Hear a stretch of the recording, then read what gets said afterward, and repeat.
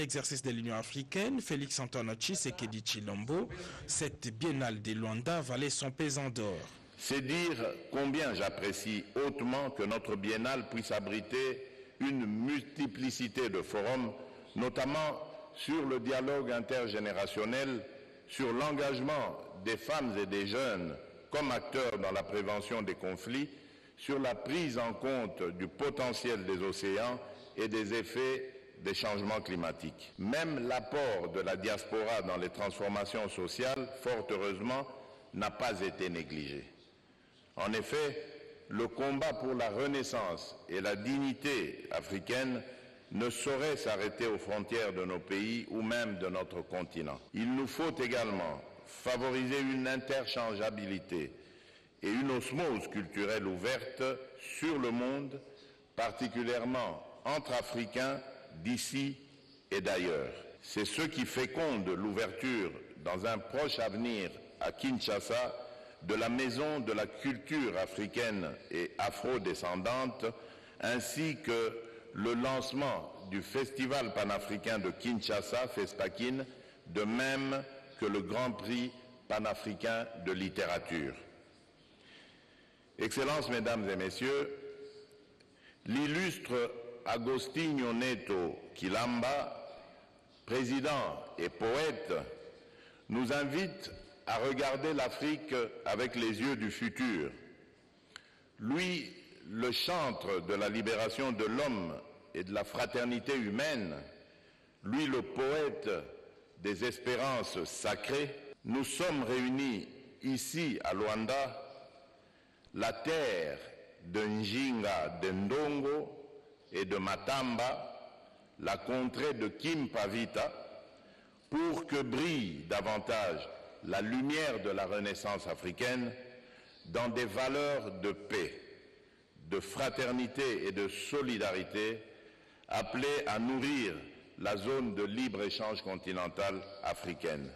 Après sa participation à cette première journée d'ouverture, le président de la République démocratique du Congo a regagné Kinshasa ce samedi en début de soirée. Le ministre de l'intégration régionale, Didier Mazenga Mukanzu, qui a pris part à ces travaux, a salué cette initiative et l'intervention du chef de l'État à ces sommets. Il est au micro de Giscard Koussema. Je voudrais d'abord signaler ici la présence de son Excellence Félix-Antoine Tshisekedi Tshilombo, président de la République, chef de l'État et président en exercice de l'Union africaine, invité par son homologue João Lorenzo pour participer à la deuxième édition. L'activité est purement culturelle. Culturelle, on parle de la culture, on parle de la paix et on a invité le président Félix à sa qualité de président de l'exercice de l'Union africaine, qui va aussi parler de la paix, qui va parler de la culture, qui va parler de la jeunesse. Le Congo peut donner d'abord par le biais de son président, qui a annoncé lorsqu'il a prononcé son discours à la prise de fonction comme président en exercice de l'Union africaine. Il a parlé de la culture, il a parlé de l'Africain qui doivent régler leurs différends entre eux.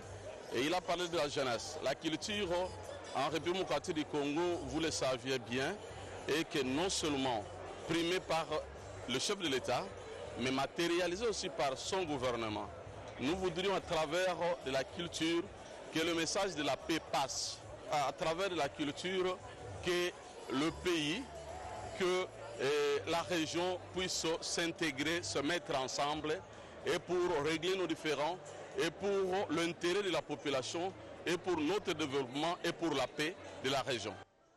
Et puis ces communiqués de presse dans ces journaux, le ministère des Affaires étrangères de la République démocratique du Congo porte à la connaissance des candidats à la bourse d'études offerte par le Royaume du Maroc. Sur les 100 candidatures reçues, 87 candidats ont été retenus pour poursuivre des études au Maroc. De ces faits, les candidats devant rejoindre le Royaume du Maroc dans un bref délai sont donc priés de se présenter au ministère des Affaires étrangères demain lundi 29 novembre 2021 pour consulter la liste et en vue de la prise des dispositions utiles qui leur seront communiquées. Par ailleurs, pour les 65 candidatures à la bourse post-universitaire, les résultats sont attendus et seront communiqués dès que possible. Fait à Kinshasa le 27 novembre 2021 pour la cellule des communications du cabinet du ministre Doris Mozotambwe, attaché des presses. Poursuivant ces journaux, Léon Kengo Wadondo, homme politique historique qui a pris sa retraite, cette bibliothèque vivante de la vie politique congolaise a reçu la visite du Premier ministre et chef du gouvernement Jean-Michel Samalukonde Kyenge. Les détails sur cette visite à travers ces reportages des Patitondong Kizunda, Marcel Moubenga, bienvenue Loussala et Julien Piana. Il est et reste encore un grand leader de l'histoire contemporaine de la République démocratique du Congo.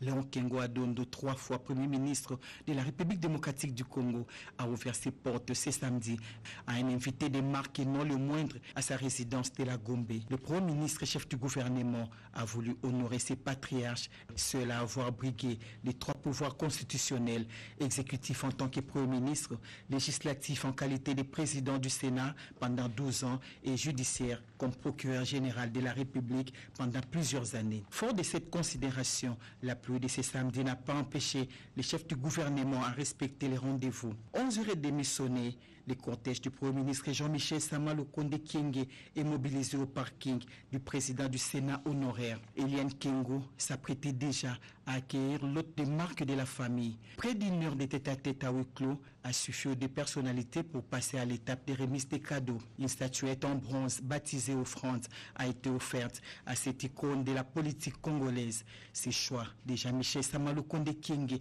justifient de nombreuses années de Léon Kengo Wadondo au service de la nation et offrande don de soi tombe à point nommé pour remercier celui qui convient de qualifier aujourd'hui des bibliothèques ou d'ancêtres de la politique congolaise. Il faut garder quelque chose d'un peu plus physique qui peut rester.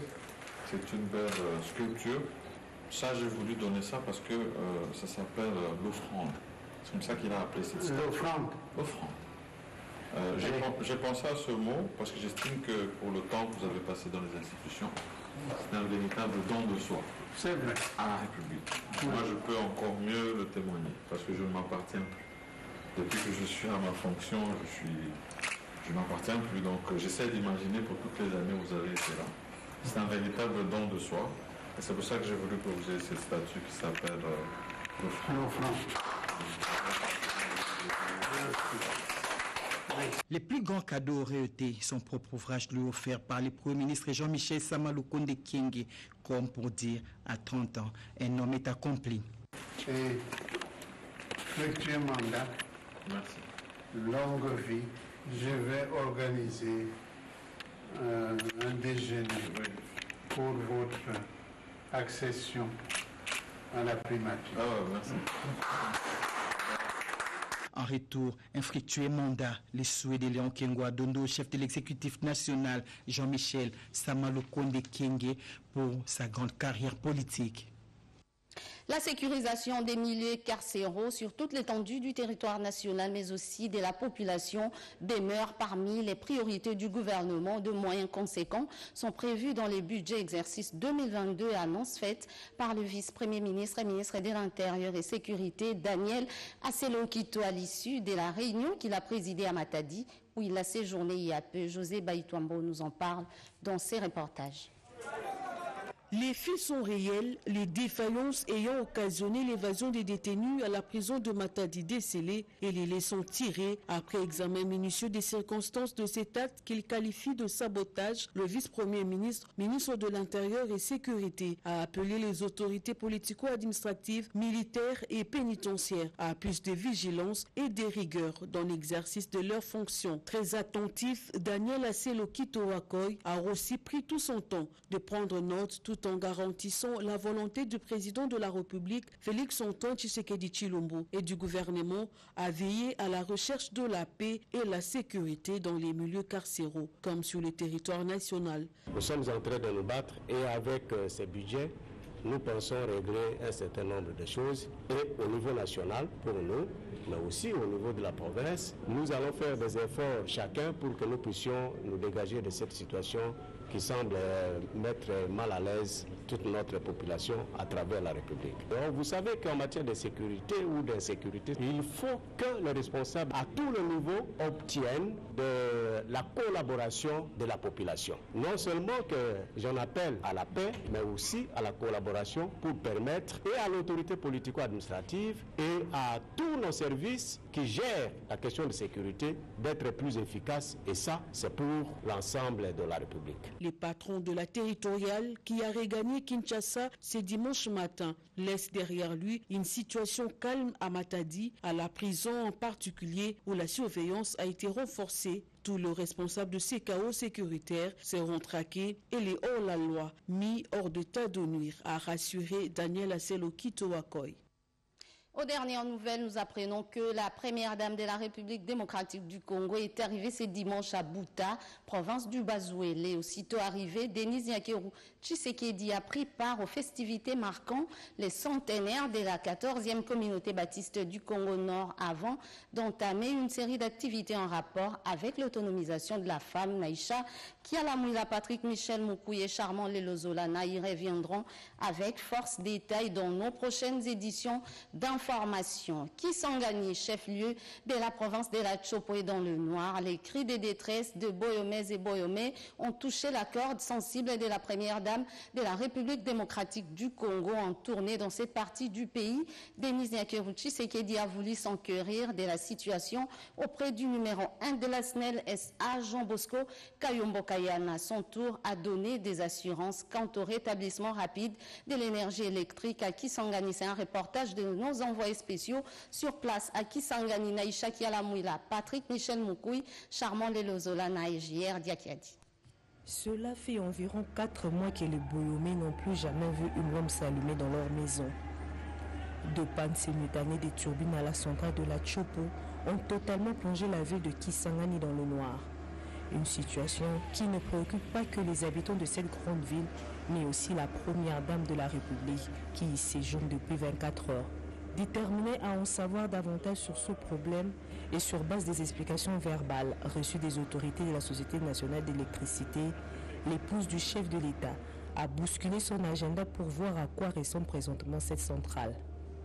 Des termes techniques au plus simples, Denis Nyakeru Tshisekedi tente de comprendre les explications lui fournies par le directeur général de la SNEL ainsi que les techniciens à pied d'œuvre.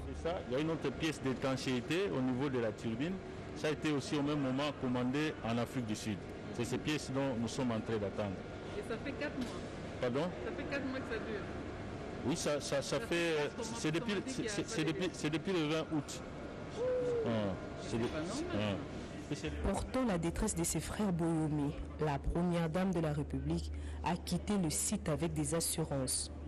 Au regard de l'avancement considérable des travaux, la ville chef-lieu de la province de la Tchopo sera très certainement éclairée de nouveau avant le début des festivités de fin d'année, a rassuré Jean Bosco Kayombo, au Boyomé à travers la première dame. Elle est inquiète parce que ça prend du temps, la population attend. Elle a fait une tournée et elle a entendu les cris de la population. C'est le message qu'elle venait de me donner. Il faut que nous mettons tout en œuvre pour pouvoir remettre cette machine. Le service lui aurait dit, non, là il y a le noir, il ne faut pas partir, mais elle a accepté et dit qu'elle aille souffrir avec la population, vivre elle-même cette situation. Et elle m'a demandé, et j'ai accepté de rester jusqu'à ce que la pièce va être réparée pour pouvoir partir, que quand la pièce tournera comme ça, ensemble nous allons fêter ce jour-là. Le manque d'électricité est l'une des causes majeures de l'insécurité dans les villes du pays. Trouver une solution rapide, c'est protéger les populations du danger. La première dame de la République n'a pas omis de le rappeler aux autorités de la SNEL.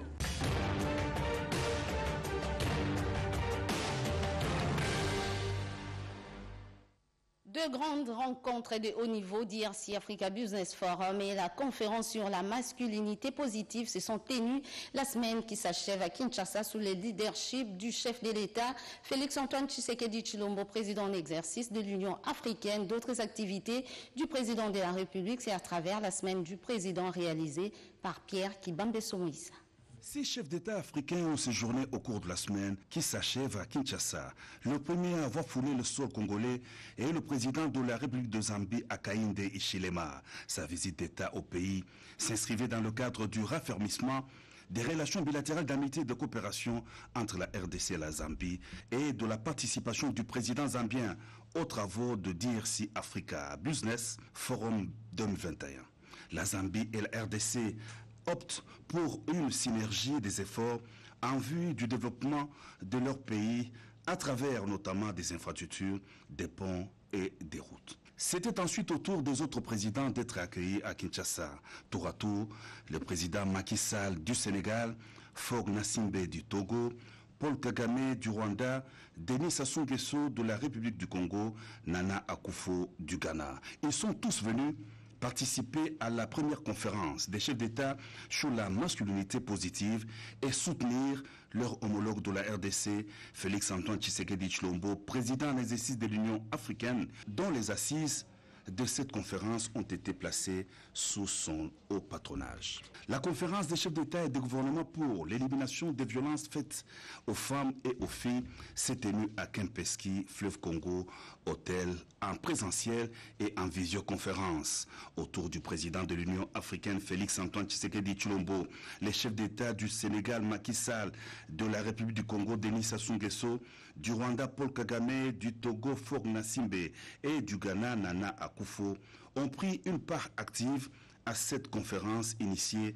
par l'organisation panafricaine en partenariat avec African Women Leaders Network. Dans son allocution des circonstances, le chef de l'État, président de l'exercice de l'Union africaine, a expliqué en liminaire le contexte qui a prévalu à la tenue de ces forums, la RDC étant un des pays africains le plus touchés par ces fléaux.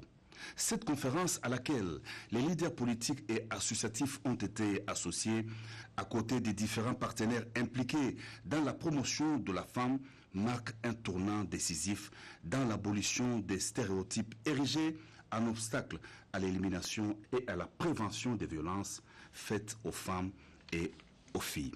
Processus électoral en RDC, la conférence épiscopale nationale du Congo estime qu'une étape a été franchie. Le plus important est d'aller de l'avant. Conduite par Monseigneur Marcel Outembi, une forte délégation des évêques, membres du comité permanent de la CENCO, a rencontré le président de la République Félix-Antoine Tshisekedi Tshilombo. Pour le président de la CENCO, l'Église, l'État et d'autres partenaires doivent désormais, en tant que partie prenante au processus électoral, travailler en synergie dans le cadre d'un certain nombre d'aspects liés à la dynamique électorale. Il n'y a pas de désaccord entre l'Église et le pouvoir.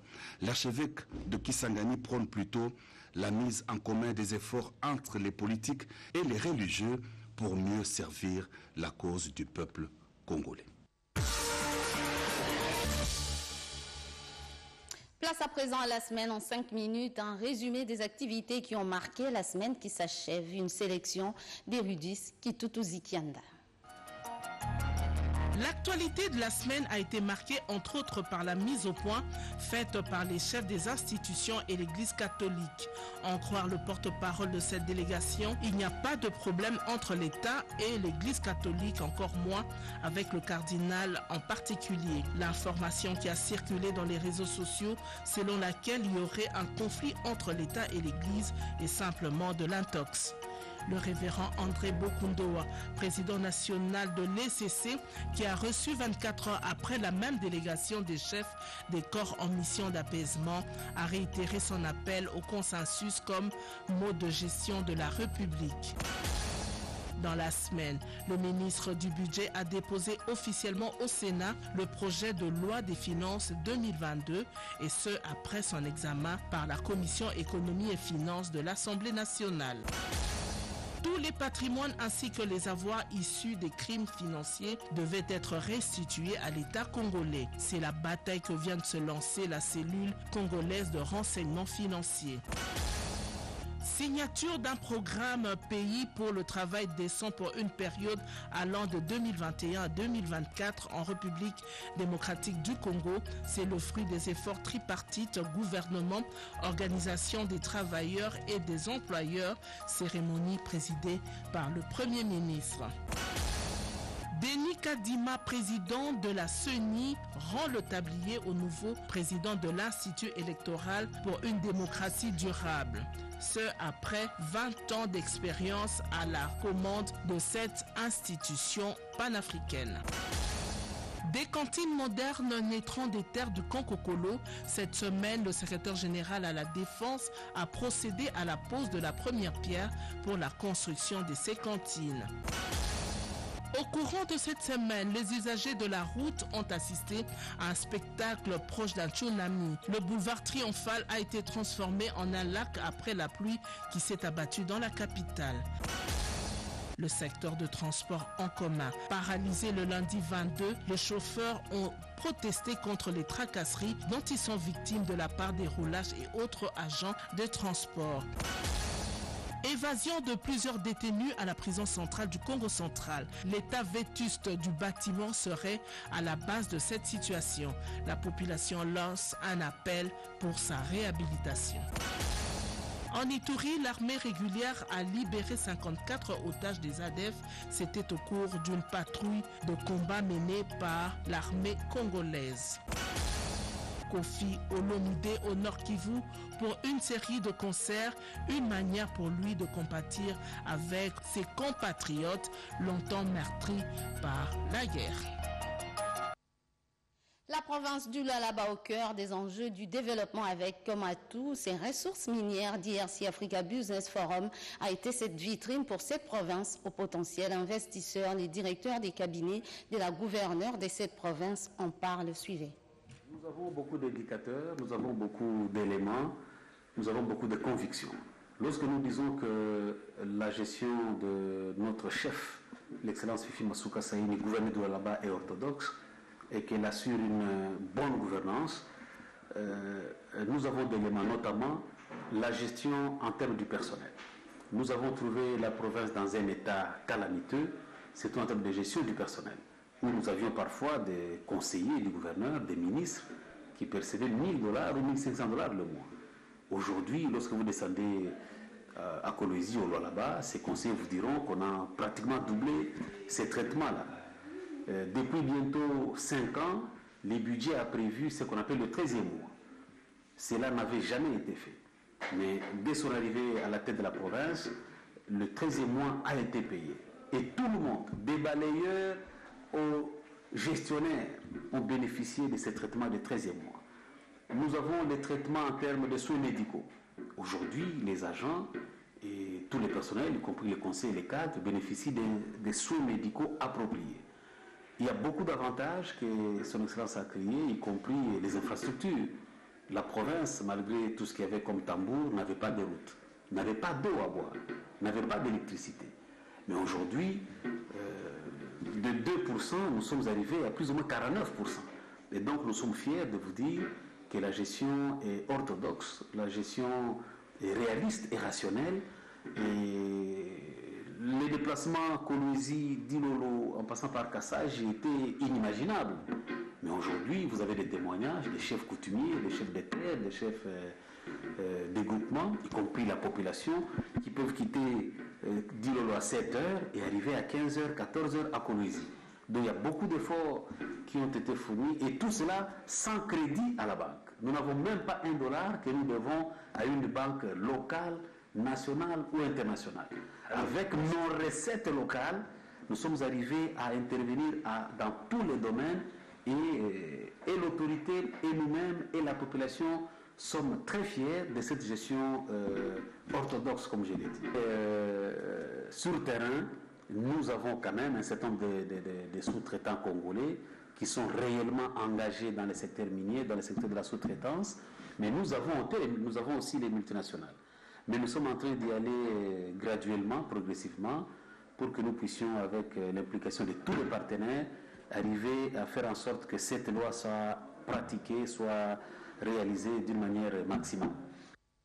Les ministres d'État, ministre de l'Aménagement du territoire a parrainé hier samedi la 3e promotion des masters de comptabilité OADA et de l'audit de l'Institut supérieur des commerces IEC Gombe. Guilo Ndomboyo a également effectué une première visite aux officiers stagiaires de la 32e promotion de l'école des commandements militaires et d'état-major, comme en témoignent ces reportages. L'Institut supérieur de commerce Kinshasa a déversé ce samedi 26 novembre sur le marché de l'emploi des dizaines de diplômés de master en gestion et droit des entreprises et en comptabilité OADA et de l'audit. Présent à cette cérémonie, le président du Sénat, l'honorable Bati Lukobo, a parrainé la 8e promotion de master en gestion et droit des entreprises. Quant à la 3e promotion de master en comptabilité OADA et de l'audit, elle a porté son choix sur le ministre d'État, ministre de l'Aménagement du territoire, Maître Guilo Ndomboyo, pour la parrainer. Maître Guilo Ndomboyo a reconnu avec modestie la lourde responsabilité de ces parrainages. Un secteur très important dans le cadre de la gouvernance, parce que la comptabilité, c'est le socle même de la réussite et du succès d'une entreprise. Je vous encourage donc à ouvrir, pourquoi pas, des cabinets d'audit pour offrir des services de qualité en gestion. Ces experts ont bénéficié d'une formation de haut niveau, fruit d'un partenariat entre l'Institut supérieur de commerce Kinshasa et l'Université de Liège en Belgique. Faisant d'une pierre deux coups, le ministre d'État, ministre de l'Aménagement du territoire, a rendu visite aux officiers stagiaires de la 32e promotion à l'école de commandement et d'état-major. Eux aussi l'ont choisi comme parrain pour un accompagnement moral et logistique. Ils sont plus de 110 colonels, lieutenants-colonels, majors et capitaines qui recevront dans les prochaines semaines les diplômes marquant la fin de leur formation. Les rôles de l'Église chrétienne dans le renforcement de la cohésion et l'unité nationale en RDC, thème retenu et défendu par la ministre et près le président de la République, Nana Manouani Nakiumba, c'était à l'occasion d'une conférence débat en rapport avec la cohésion et l'unité nationale. Jacques Gaboaba Mugumina Sedouga pour les détails. Fête jumelle au quartier Rigini, commune de Lemba, ici à Kinshasa, a servi de cadre à la grande conférence organisée dernièrement par le ministère près le président de la République pour l'intérêt de la République démocratique du Congo. Thème retenu, le rôle de l'Église chrétienne dans le renforcement de la cohésion et de l'unité nationale en RDC. Deux orateurs se sont succédés à la tribune. Il s'agit du révérend docteur Dieudonné Sita Luemba ainsi que la ministre près le président de la République, professeur Nana Manouani Nakiumba. Le rôle des pasteurs dans le renforcement de la cohésion et de l'unité nationale sont divisés. Plus nous sommes séparés, il nous est difficile de pouvoir atteindre nos objectifs ou de nous rappeler le rôle de l'Église dans le renforcement de la cohésion et de l'unité. Le rôle de l'Église. Qu'est-ce que l'Église a à faire pour maintenir le peuple de Dieu uni et dans la cohésion? Et l'objectif que nous visons, c'est qu'après ces moments, que ça ne soit pas un moment de retrouvailles, de rencontres, de simples échanges, mais que ce soit un moment qui va nous aider, nous tous, à prendre conscience de l'état actuel, l'état de détérioration de nos mentalités. C'est dans l'unité et la cohésion nationale que l'étendard de la RDC sera relevé. Politique, les cadres de l'Alliance des paysans ouvriers et classe moyenne à Possem étaient à l'école de formation sur le processus électoral. Question de se mettre en ordre des batailles pour les échéances électorales de 2023. Alain Bikaï pour les commentaires. 3 jours ont suffi pour que les cadres de la POSEM soient dotés de techniques et certaines connaissances sur le processus électoral par les experts en la matière. Nantis de toutes ces connaissances, les participants à ces séminaires sont désormais formateurs des autres membres de la POSEM.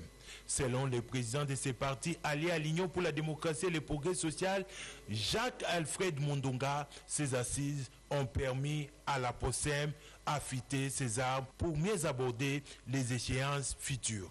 APOSEM veut aller loin.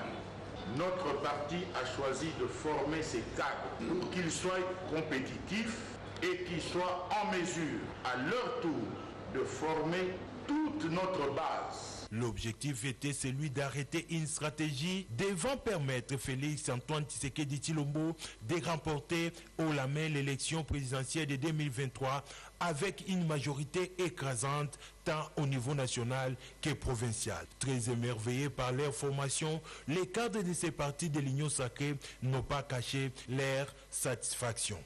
Certains partis politiques viennent réclamer au moment où ils n'ont pas compris le processus en entièreté.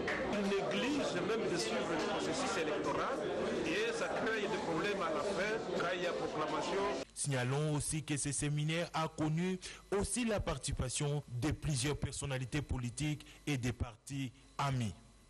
Le mouvement des Congolais unis, parti allié à l'Union pour la démocratie et les progrès social UDPS, confirme sa participation à l'élection de 2023, position dévoilée lors de la matinée politique tenue hier à Lubumbashi, province du Haut-Katanga. Suivez cela en images et commentaires avec Fifi Mukundi. Les observateurs avertis voient déjà l'organisation des échéances électorales dans les délais avec la nouvelle équipe de la CENI. C'est le cas du leader du mouvement des Congolais unis qui peaufine des stratégies quant à ceux pour affronter les élections futures. Première expérience pour cette nouvelle formation politique, reconnaît son initiateur Jean-Paul Ilunga Chivuila. Cet avis est aussi celui de la présidente interfédérale Viviane Esther Massengo qui s'exprimait ainsi dans une matinée politique ce week-end dans la ville Kipufrère de Lubumbashi. Selon elle, son parti a hâte de concourir au scrutin prochain à tous les niveaux dans le cadre de l'Union sacrée de la nation. Notre motivation, c'est maintenant la tenue des élections de 2023 parce que ce sont ces élections qui vont donner à MCI son poids politique, qui va lui donner aussi un positionnement parmi les autres partis politiques pour qu'après 2023, que nous puissions aussi avoir le droit au chapitre. Mais nous sommes à l'Union sacrée en passant par FPI. C'était une occasion pour Viviane Esther Massengo d'exhorter les cadres militants et sympathisants du parti d'exprimer d'ores et déjà leur ambition de candidature au sein de la commission électorale du parti.